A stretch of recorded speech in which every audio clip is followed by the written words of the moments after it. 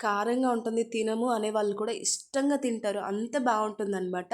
So, ఇలా ముందుగా అయితే మిర్చిని కట్ చేసి గింజలు తీసేసుకొని కాసేపు ఉప్పు నీళ్ళలో అయితే కడుక్కోవాలండి. సో, అలా వాష్ చేయడం వల్ల ఈ మిర్చిలో ఉండే కారం చాలా వరకు తగ్గిపోతుందనమాట. సో, ప్రాసెస్ అయితే ఈ వీడియోలో ఉంటుంది. బట్ ఈ వీడియోని మరింత ఇంట్రెస్టింగ్‌గా మార్చడం కోసం ఒక చిన్న పొడుపు కథనైతే అడుగుతాననమాట. నేను ఫిఫ్త్ క్లాస్‌లో ఉన్నప్పుడు మా ఇంగ్లీష్ సార్ అయితే అడిగారండి. సో, నాకైతే బుర్ర బద్దలైపోయిందనమాట. 3 డేస్ పట్టింది ఈ ఆన్సర్ తెలుసుకోవడం కోసం. అది కూడా ఫైనల్‌గా మా నాన్నే నాకు చెప్పారండి. అది కూడా నా ఓన్ బ్రెయిన్‌తో అయితే ఆలోచించలేదనమాట. సో, ఒక రైతైతే ఉంటారండి. ఆయనతో పాటు ఒక మేకపిల్ల, ఒక గడ్డిమోపు, అలాగే ఒక సింహం అయితే ఉంటుందనమాట. ఆ రైతు నది అవతలకైతే వచ్చున్నారండి. ఇప్పుడు ఇవతలకెళ్ళాలి అనమాట.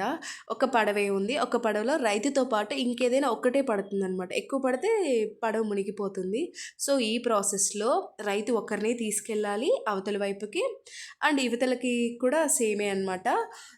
ఇంకొకటేంటంటే ఫస్ట్ గాని గడ్డి మోపుని తీసుకెళ్ళామా అవతలకి, ఇవతలుండే సింహం వచ్చేసి మేక పిల్లని తినేస్తుందనమాట. లేదు సింహాన్నే తీసుకెళ్ళామనుకోండి అవతలకి, ఇక్కడుండే మేకపిల్ల ఊరికే ఉంటుందా అండి? గడ్డి మోపుని తినేస్తుందనమాట.